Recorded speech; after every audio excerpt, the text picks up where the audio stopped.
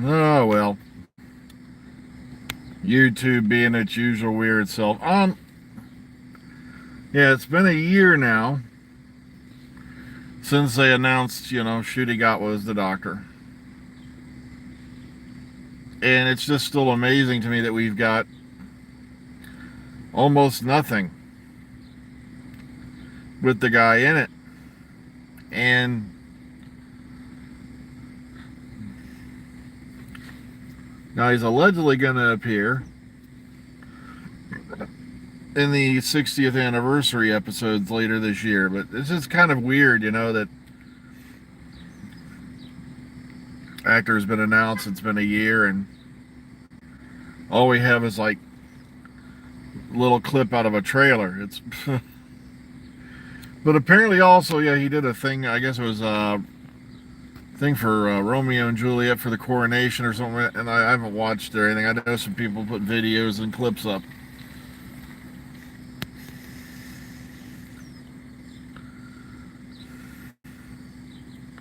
But it just dawned on me. Yeah, it's been a year since they announced Ncuti, and we're still waiting. They really need to plan these things better. Yeah, big ears now is the big cheese.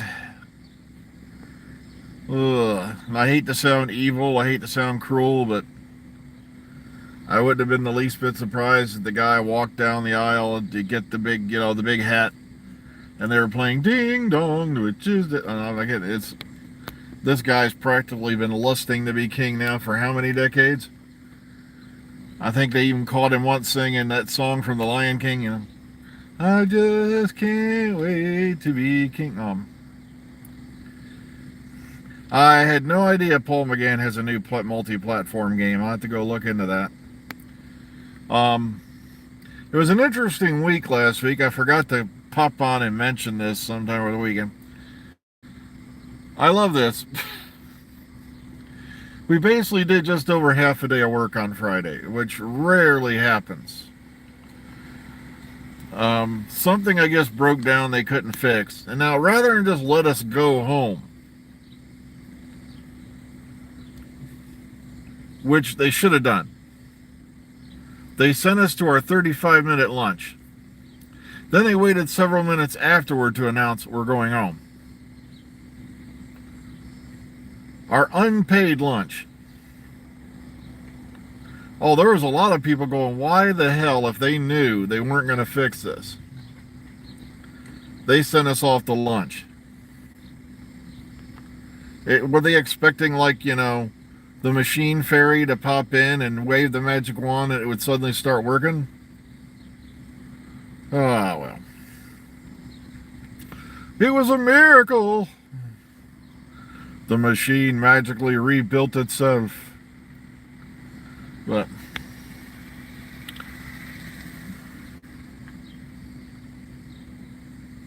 seven hours of interactive movies. Okay, I'll have to look that up later. Yeah, poor Paul is so underrated. Of course, we as fans know who he is and all that, but such a, brilliant doctor. Yeah, I didn't watch any of that malarkey. It's like I said, I live in America, so not to sound mean or anything, I don't give a damn who's king, queen, or whatever. Just as much as I give a damn about who's president or whatever. So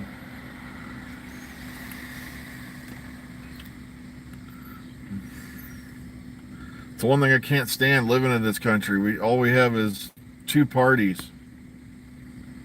It's going to be a donkey or an elephant every time, and both of them suck. But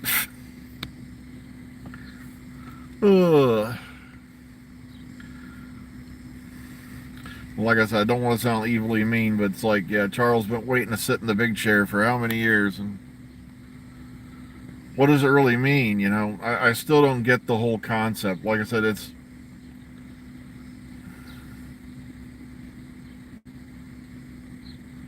yeah, I saw the photos. Yeah, I saw them. I saw the film. They were referring to the actors he was with, and I don't think that's it's just an abbreviation, but They said, it's Shooty and Mel Mac on the stage, blah, blah, blah. And I'm like, wait a minute. Did they just call her Mel Mac? And I'm like, wow. That was the name of the homeworld for Alf. No, you're never gonna get an Eighth Doctor series. It's too late. Like I said, they were first proposing that back when Night of the Doctor aired. There had also been rumors and things about it, I think, before that. And even though thousands upon thousands upon thousands, we're not talking just a couple people got together and filed a GoFundMe or something like that, just went to a petition thing. It was like thousands of names upon I don't know how many petitions asking for an Eighth Doctor Adventures. And of course the BBC and Moffat's response was having more than one Doctor on the air at the time would just merely confuse the audience and take away from the main show.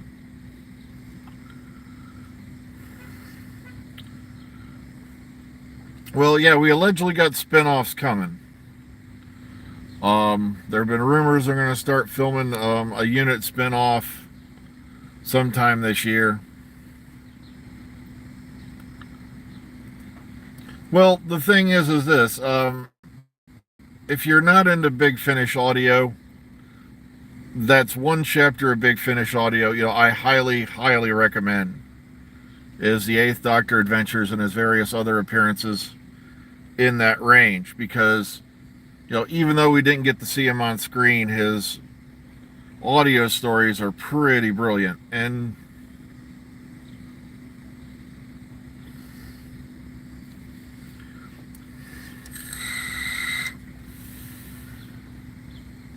okay, now they're saying it's September. Okay.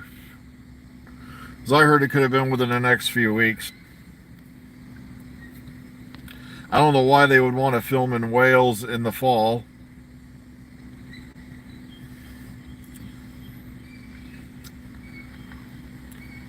I was just glad when I found out that Paul McGann's TARDIS console had been saved and restored.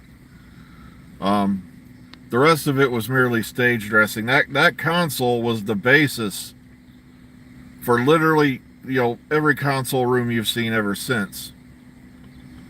RTD was so impressed, along with other people, by the central column and the way it worked, and the way some of the shots came out, where they're talking across that, and the way it went to the ceiling and and all that. That's why the first, every TARDIS from Eccleston on has been in that configuration where they have the time rotor going all the way up to the roof and back. Jodie's was the first departure away from that. I still think they overdid it with the time rotor crystal myself, but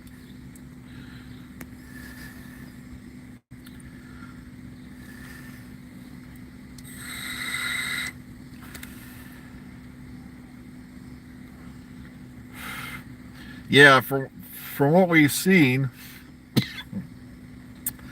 that's going to be a damn big interior. It's going to be as big as the Capaldi era one, if not bigger. Or later Matt Smith Capaldi. I never liked the first console room with Matt Smith. I didn't like the romper room feel of it, and sure, it was a good set. It just didn't appeal to me. Okay, but yeah, the later one, from Snowman onward, I love that one. That's,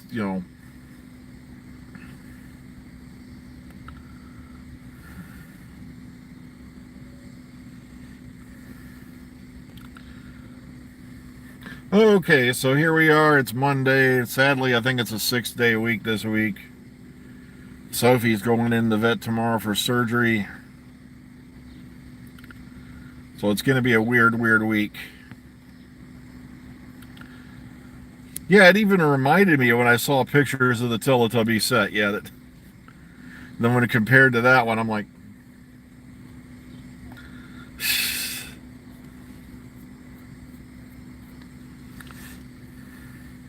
yeah, like I said, it just didn't appeal to me. Like I said, other people loved it. Like I said,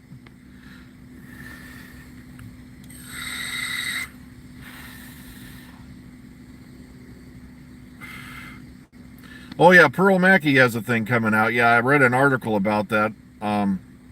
Yeah, Sophie's going in for surgery tomorrow morning. She is going to have her right eye removed, sadly. There would be no point in keeping it, and they said eventually it just could lead to her being in pain. She can't see out of it. And it's sad that that came on so suddenly just as we were getting her thyroid medication done, but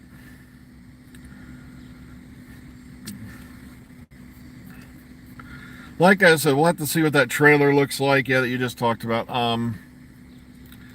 So yeah, Sophie's eye is going to be removed tomorrow, and like I said, she's going to have to put the cone back on. Oh boy, she's going to be overjoyed at that, because we've had her off the cone for, a little while now, ever since her last visit, because they said there's no point in keeping the cone on there, because there's nothing worse she can do to her eye at this point. They think she developed an ulcer of some type on her eye, and it literally it's just, yeah. We've been having to give her a pain pill every day, and oh God, she's been stoned to the gills after that.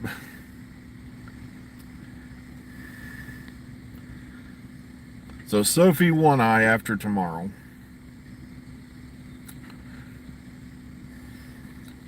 Yeah, she's got to put the cone back on to keep her from digging out her stitches. So until they're healed up, and like I said, she's not going to like that.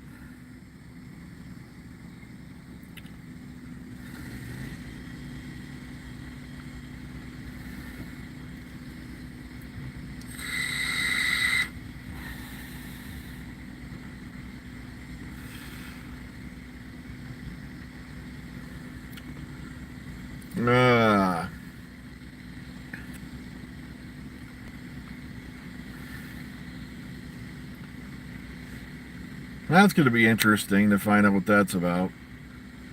You think he's referring to Donna, that she knew about Gallifrey, because she does have, a Time Lord consciousness in her. Now, once her eye heals up and the sutures are removed, she won't need an eye patch or anything like that. It's going to be closed up, so. Oh, well, folks, I just looked at the time. I got to run inside. So take care, everybody. We'll talk more about this all later. Be kind, be calm, be safe.